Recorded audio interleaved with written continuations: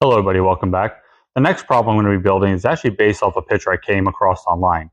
Now a lot of times when I'm building some of my props, I might go online to try to look for maybe certain shapes or certain designs or something like that that kind of give me some inspiration of what direction I want to go with my prop. And I came across this picture that I found very interesting. What it was an above ground vault, and the vault was damaged, whether it was just got damaged somehow or maybe it was being part of a demo or something like that. But in the process, part of the casket's actually hanging out. And I don't know, it just to me it looked like a really cool kind of picture. So what I want to do is I want to recreate this picture. And what I want to do is I want to actually put a couple motors on the casket itself, so the casket actually rocks up and down. And what I also want to do is I want to put a character on this one, and I'm going to pick up one of those fake sledgehammers and kind of give it the illusion that this character is damaging this vault. And in the process of damaging this vault, he's woken the spirit up that's inside of it, and that's why the casket's rocking up and down. So that's kind of my kind of theme I'm going for this particular one. I think this is going to actually be kind of a cool, fun little build. So let's go ahead and get started and see how this one turns out. So I'm going to be starting this build by cutting some 2x2s.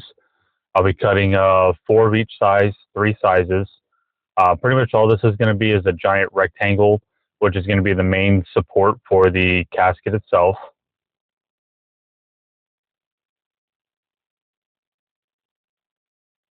Right here, I'm cutting my plywood to length. It happened to be the perfect width, so that worked out good. Right here, I'm drilling a hole. What I'm going to be doing is putting a bolt from the bottom side up. That's going to create essentially a pivot point for me, so I can make the casket rock back and forth and lift up and down.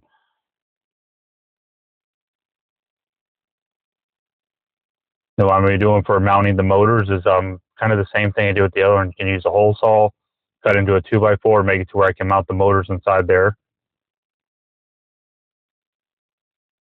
Right here, I'm doing some measuring to check for clearance, make sure I have proper clearance for my linkages.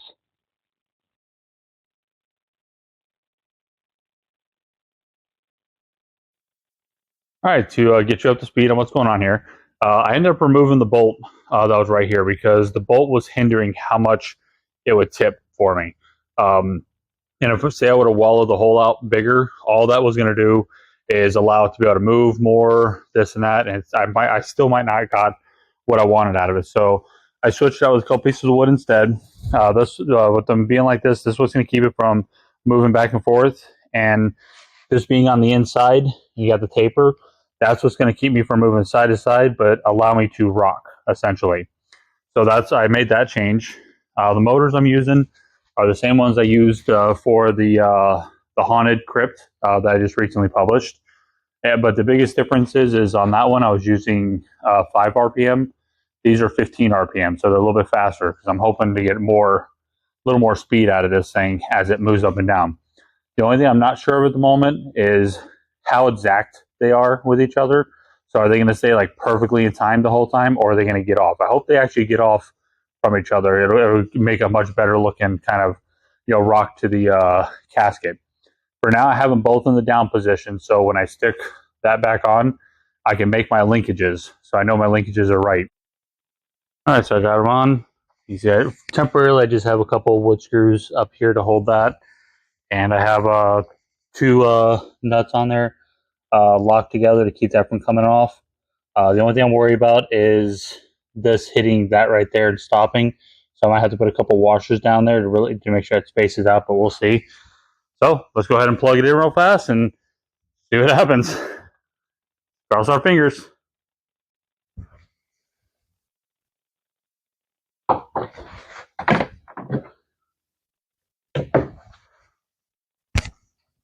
Helps if I actually plug the other end of the cord in.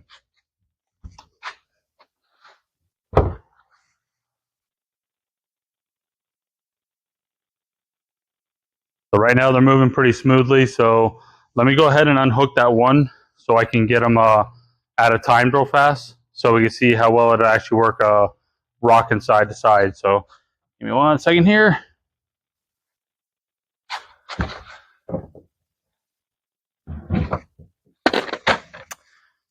Oh, I'm hitting the wood. That's why I was about to say, I didn't like that. But my linkage is actually hitting the wood. So I'm going to have to take it back off, trim the excess off. So I left it a little long just in case I wanted to adjust how much throw I have. So it looks like I'm going to have to trim that excess off real quick.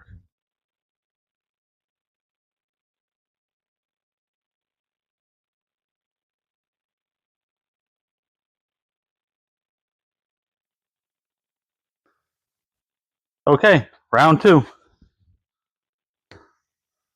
Oh yeah, let me offset that one motor real fast first.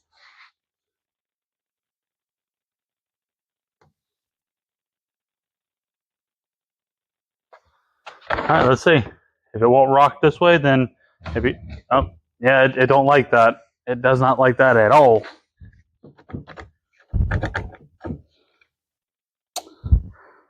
Okay, back to the drawing board. All right, so after sitting here scratching my head for a few minutes, I think I might diagnose the issue that I was having here. Some of it was, I think, having that extra piece of metal on there, I think was trying to lift it too high. So it was kind of putting too much, lean on it, causing it to go into a bind. The other thing I noticed is, you notice how I kind of moved the brackets out to here temporarily. They're not going to stay there because that's where I'm putting my foam. I'm going to try to put them dead center right here. But the other thing, I think the reason why I was having an issue with it is because by having the linkage, say, here and here, what happens, obviously, when, say, this side was go up, it's going to want to take and pivot this like this. Well, obviously, if that linkage is going all the way down to here, and that's not allowing it to lift, it's going to put that one into a bind. So I figured I got to have the linkages further out where it's either going to be here or here in order for it to make that work. I'm going to go ahead and plug it in.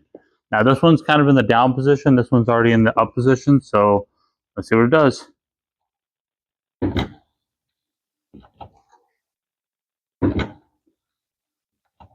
See, before it was actually lifting almost 3 inches of travel here, and it's substantially much less than it was just by just by changing that out from the one arm to that. I mean, I could kind of maybe split the difference a little bit, but the further away I have it, probably the more stress that's going to be put on it. And I still got the foam to do and all that. That's going to add a little more weight to it. So now I'm just curious if I let this thing run for a while, like will they eventually get in time with each other, or if it's going to stay in this rhythm the whole time. So maybe I'll just let it sit here and run for a little while and see, and then kind of go from there.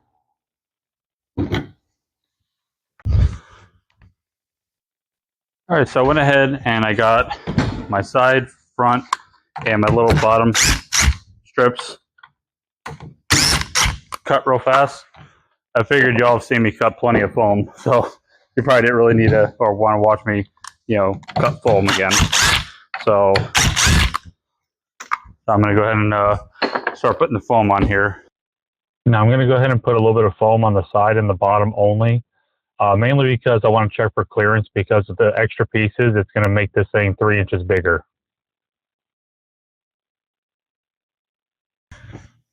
All right, so I got the foam on here. I cut the linkages down to fit where they need to. I put some sponges back here to kind of reduce some of the loud bang that I was doing. Granted, the bang is nice, but it seemed like it was such a hard hit. I don't want it to do damage to the motors themselves or anything like that from a constant, hard hit, essentially. I did turn it on a little while ago, and they were a little more in time, but they kind of slowly got out of time to this rock that you see now. And I was watching the motors. I noticed every so often, like when they do it, like one of them will kind of stop for just a fraction of a second because it got into a little bit of a bind, allowing the other one to kind of get ahead of it just a little bit. And it's kind of got to where it's kind of developed this particular rock that it has, and it's kind of stayed there, hasn't really changed. So I think this is kind of like its happy place as far as how they're working with each other. And the little bit of bang you're hearing is the 2x4 that they're hooked to. It's allowing the thing to bounce back and forth just a little bit. So what my game plan is to go ahead and finish it as I planned on doing. If for some reason I just don't think it's going to work, or it's just not working out or something like that, I might just do away with the 2-motor idea. Maybe just put one on here so the coffin goes like this, or maybe I'll just put it on the lid and make the lid smack the bottom of the bolt like he's trying to get out, but the bolt's keeping it from coming out. So, but I'm going to finish it as is, and if I need to make that change, I'll make that change later. So, but I'm gonna go ahead and start finishing it up. All right, so I started getting more of the foam on. What I'm gonna do is you see where I have my transition here.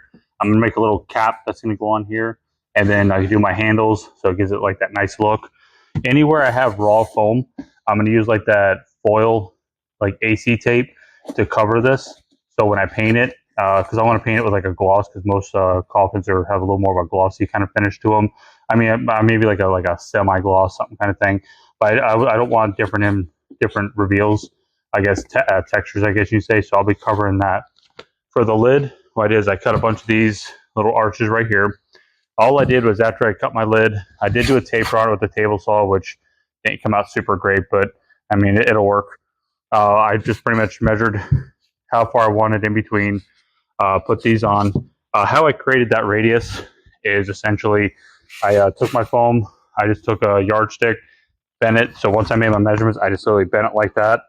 Then I had my wife come out and trace it for me, so this way I could cut it out. And I just used the first one to duplicate the rest of them. What I'll do for the top is you can see I got this piece right here. How it has a bunch of cuts in it. I took a skill saw, made a bunch of cuts that's going to allow me to bend it. So what I'll do is after I get all these glued on, this will go right on top. It'll bend right around like that. That'll create me my nice little curve. Once it's all down and glued, then I'll cut my 45 here. I'll make my two pieces I need for that portion because I want to match the curve properly. So I'm going to wait till after I get this on to do that. And then I'll cut my front piece. Then I'll have like that nice little, 45 kind of triangular kind of thing right there with the lid like you see on most caskets. So that first thing I'm going to do is get these glued down and then put the top on. Now for this portion right here, I probably should have used 1/2-inch foam board instead of 3/4. It would allow it to bend over this a little bit easier. I had to use wood screws to kind of hold it while the caulking was drying. Now here I'm cutting that kind of that triangular kind of shape that you see on the front of the casket. Now that I got it all the down, I'm putting a little bit of caulk in there just to kind of make reference lines of where I got to cut this piece, so this way I don't cut it wrong or make the wrong size of that piece. And now I'm going ahead and put the rest of my caulking on there and attach this piece permanently. Same thing, I think 1/2-inch foam would have been a little bit better for this.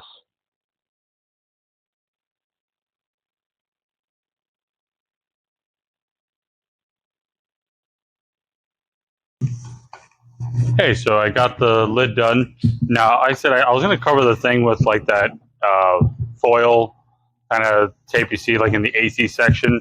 I wasn't originally going to cover the entire thing, but I went ahead and just covered the whole thing. So this way when I paint it, I got a consistent color. I'm probably going to see the lines. I really can't do anything about that. The only way I could do something about that is to coat it with something, that gives me a flat surface. Like, since I have this protecting the foam, I can probably maybe do like a fiberglass, maybe like a full-on fiberglass mat, but like just the resin. I could probably coat just the resin over it, and that'll get rid of all the lines if I decide to do that. I went ahead and did the sides, did little corners here. Then next I'm going to put a handle on the 3 sides, and then pretty much after that I'm going to make it to where this can literally just sit on top here and not fall off, but still removable, so I can get in there to my motors and linkages if I have to fix something. I also had to make another change, trying to make this thing work a little bit better. I changed the way it has the pivot point. Instead of it all being over here, because it felt like it just sounded like the motors were under a little bit more stress, with it being right there. So I put the pivot point way back here. So at this point now, it's only this little spot right here that's really touching anything, and I'm not messing with this entire middle section where it's kind of having to force it to rock. It's more now like just a pivot point. So now it's just the motors are just kind of giving just a little wobble now. So this way seems to be working a little bit better. It sounds a little bit better as far as the motors go. So I think that's going to end up being the official way this is going to be done. Now, obviously, once I build my thing that's going to be covering this, all this is going to be hidden. You're really only going to see from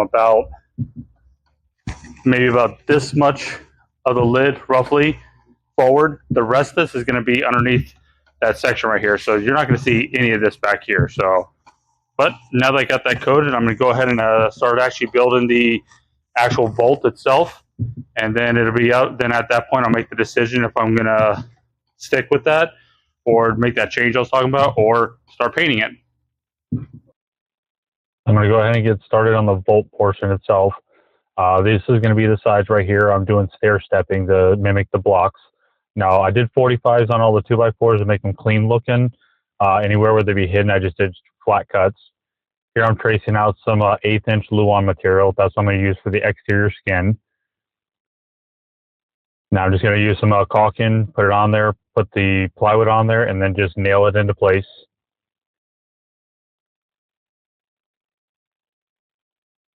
Now right here, all I'm going to use is just some regular wood screws to hold the sides to the plywood base. And before I start doing any painting or finishing the casket, I want to check for clearances. So I'm going to put it together and see what it does. All right, so the next thing I'm going to be doing is I don't really want this to have such a perfect, smooth transition. So I made a few blocks. These ones right here, I have them kind of pushed to the side a little bit, almost like as the coffin's rocking, like it maybe might have bumped those and kind of pushed them out a little bit. And I took some foam blocks, glued the same piece of plywood to them that I did on these, so this way when I paint it, it has the same exterior texture. And with these, I just kind of broke them up to kind of give it a little more of a broken kind of look to it, because I don't want it to be all nice and perfect and smooth, like like somebody come over here and literally just kind of pulled the blocks out. I want it to look like someone might have been over here with a sledgehammer or the coffin rocking, kind of broke these pieces. So it's going to be something kind of like that right there. So what I'll do is I'll be gluing those on, and kind of touch up the seams a little bit, and then I'll get ready to paint the whole thing, put the lid on there and all that. So keep moving forward. Now here I could measure out the lid, but doing it this way just makes quick work of making sure it's the right size to fit the top of that. And here I'm just making a jagged kind of cut to mimic where it was broken. And I doubled them up, and I'm cutting it at a taper to give it a much better effect. And now I'm just going to check fitment to make sure it still fits like it should. Now I'm just going to do my normal painting process where I paint it with the gray, throw my mortar mix on it, then put another layer of gray over top of that to seal it, and then just do my aging process, and then I'll be done with that. All right, so I'm pretty much done with this portion of it.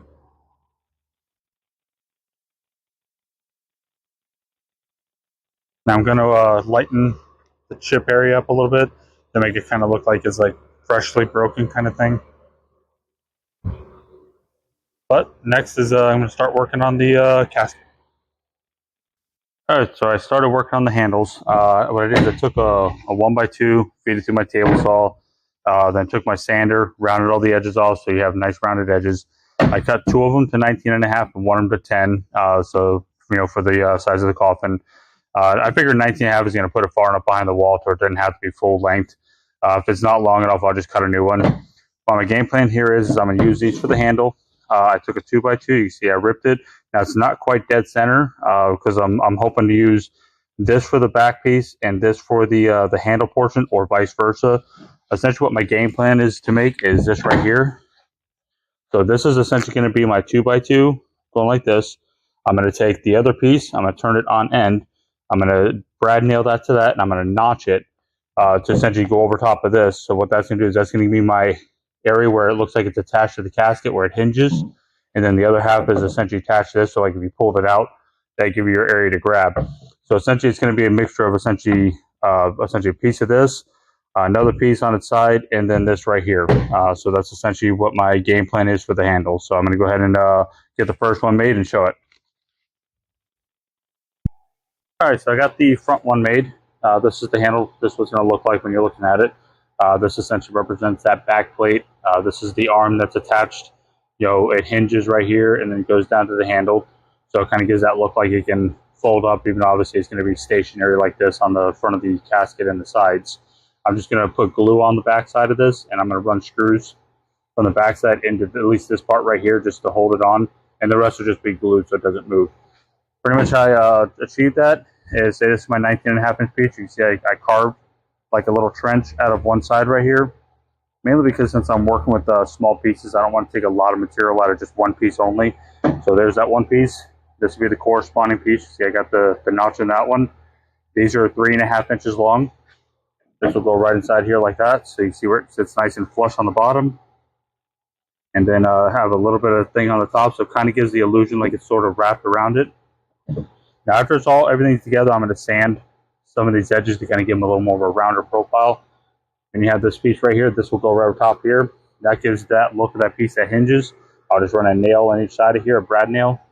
Now on this side right here, since I don't need to worry about it because it's going to be behind the wall, but I want to be able to have at least something there, I'm just going to put this right on the end here, make sure the reveal's the same. Put this on here and just nail it in, and it'll be ready to go. I'm going to go ahead and start nailing it together.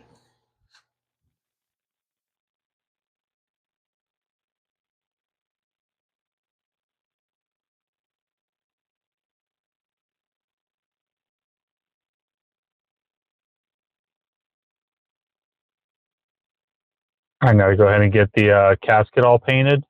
Once that's all painted and dry, then I'll bring it into the shop. I was going to do some gold accents on the handles and the corner pieces just to make those stand out, and a little bit of pinstriping.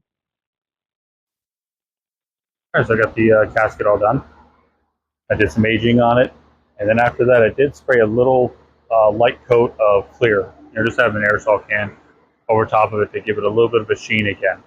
I did that because after I did the aging and then the brown paint itself wasn't very glossy, I really want this to have a little bit of like a sheen to it. And the reason why is because when this is in the dark and I only have ambient lighting and then like the lighting that's going to be lighting the prop up itself, having that little bit of sheen on there is going to catch your eye a lot better that there's movement going on there versus if it's just a flat kind of thing. It might not catch your eye as good. So I put a little bit of sheen on there for that reason. Plus I think they really should have a little bit of sheen to them anyways.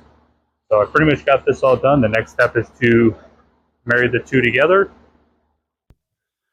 All right, now that everything's all dry, let's go ahead and put this thing together and see what it looks like.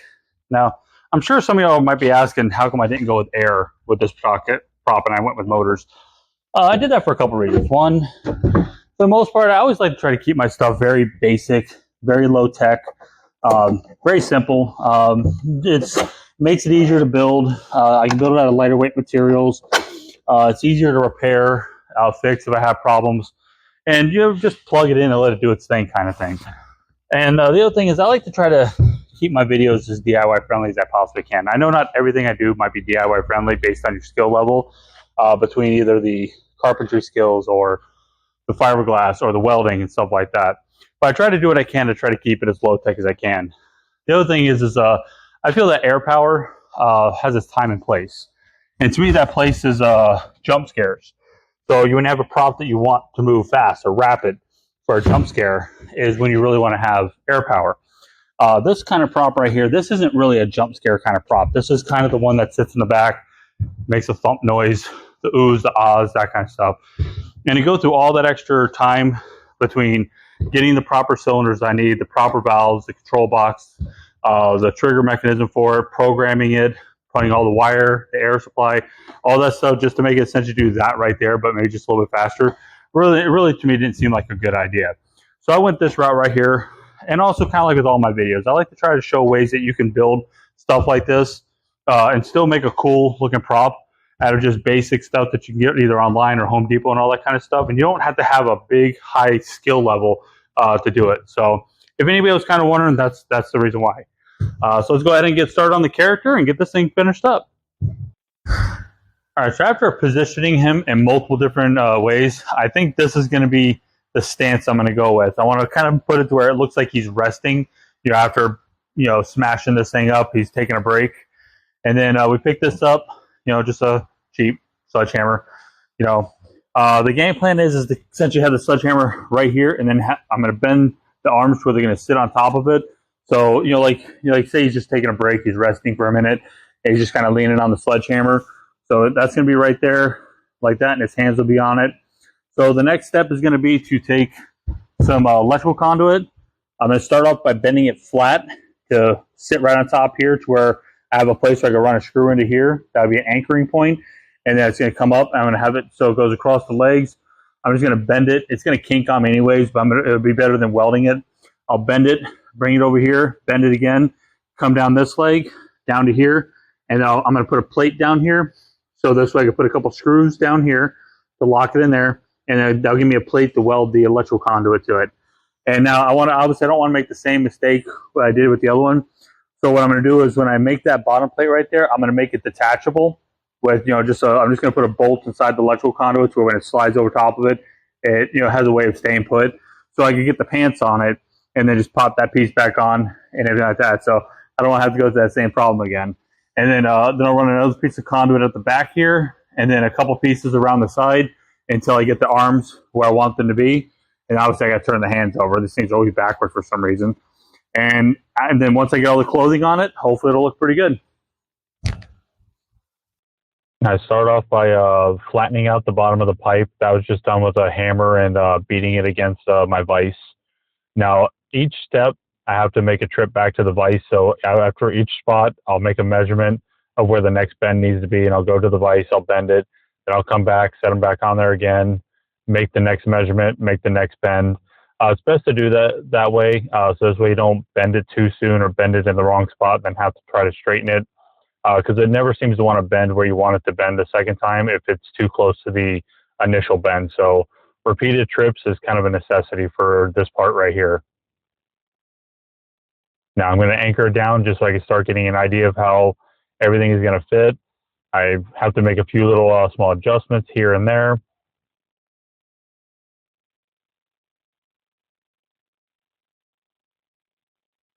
Now right here I'm working on the backbone essentially.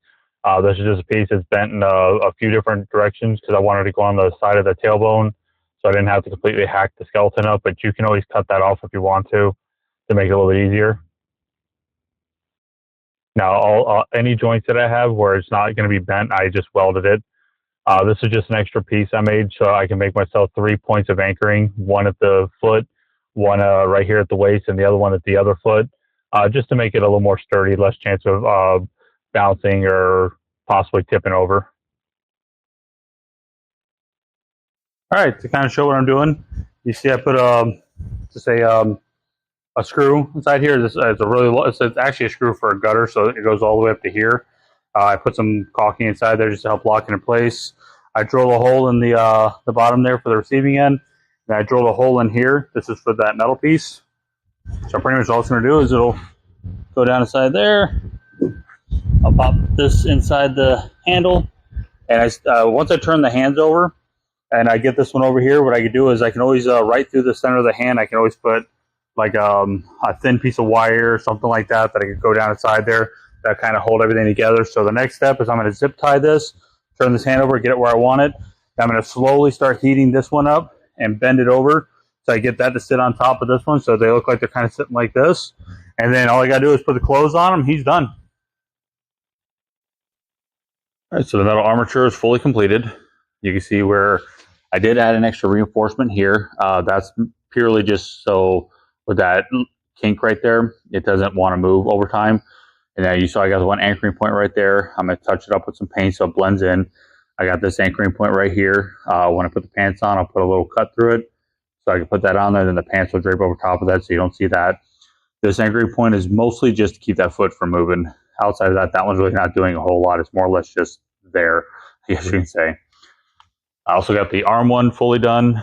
Right now I just got these zip ties, but I'll do something nicer when I get to that point. See, the arm reinforcement is all tucked in really good. It'll look really good when the jacket's on it. I did end up changing the skull on this particular one. Let me grab this one, kind of show you why. I don't really care for the ones that come on these particular skeletons. You see where the jaw doesn't really line up with the teeth. Just, I don't know, it just doesn't look as good. This is ones that I had in my Halloween stuff. Let me put them side by side so you see. It just, the one on the right just looks a lot more correct as an overall compared to this one right here. So I went ahead and changed it. It is, if you look at just a pinch smaller, I think mainly just in the width than the other one, but I don't think that's really going to matter. I think it's still proportional to the body. So the next step is I'm going to go ahead and cut these two zip ties off. I'm going to start getting him fully zip tied to it the way he needs to be. Then I'm going to pull him and the armature off the prop, get all the clothes on it, and then we'll be pretty much wrapping this one up. Now, what I'll be dressing him in is this right here. I picked this up at Spirit last year when they did their 50% off, and just been holding on to it. I picked this particular one up because I figured because it has kind of the suit look. So it's kind of like the story is slowly evolving, I guess you could say. So now it's more going to be looking like he's like a gangster, and apparently this guy right here has taken something from him, and he wants it back. So the story just keeps evolving. So hopefully it fits. If not, I got to find some different clothing. So let's go for it.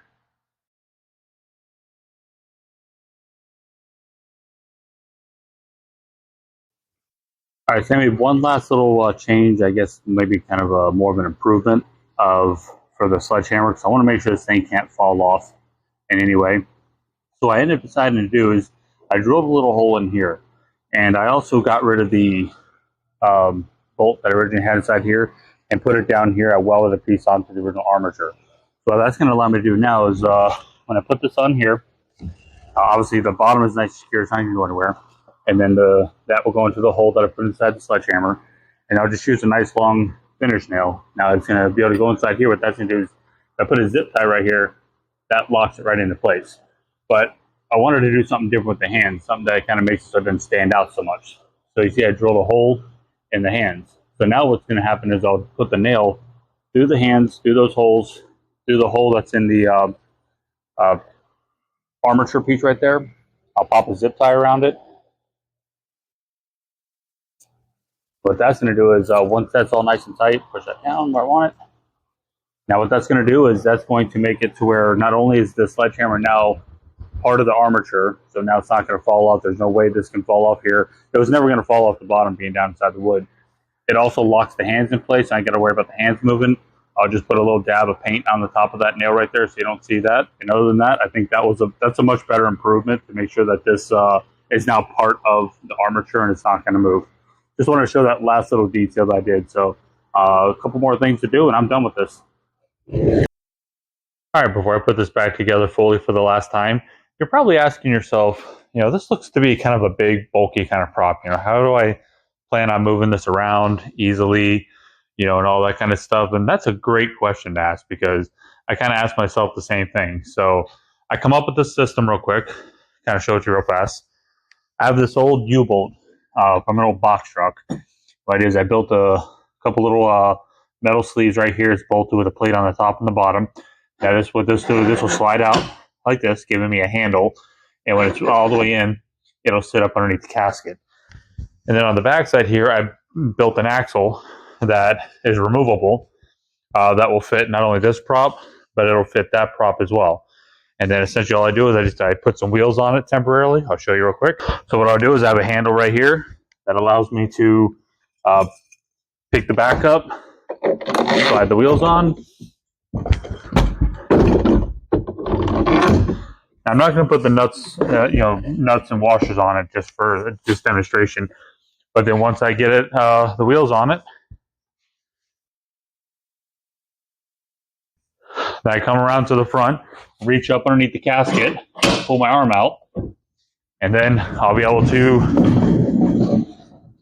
move it wherever I want to, and I just walk it into where I'm going to be putting it in my display, get it where I want it, set it down, push the handle in, pull up on the handle, pull the wheels off, set it on the ground, plug it in, and we're ready to go. All right, so I'm going to go ahead and consider this to be done. I did make a last-minute upgrade, I guess you can say, and that's those blocks in the front here. I did that for a couple reasons. One, I wanted to tie the sledgehammer into it because, if he has a sledgehammer, he's going to have extra pieces kind of lying around. Also, I wanted to make it to where when the casket lifts up, it kind of covers the gap that you see right there. So I felt it was an add-on that was kind of needed to tie everything together really good. Overall, I like the shape of it. I like the design. I think it's definitely a little different, a little out of the norm for a Halloween prop, I guess you can say. I do like the casket. I like the way it rocks. I do like it how it kind of comes up and kind of rocks back and forth. It does get a little out of sync with each other occasionally, so the rock does kind of change a little bit over time. Not too much, but it does change a little bit over time. I think it's a little bit better than just a basic rock back and forth, but if I start to have too many issues with it down the road, I'll just convert it to just a basic rock where I'll just make a center pivot point, put one motor towards the top.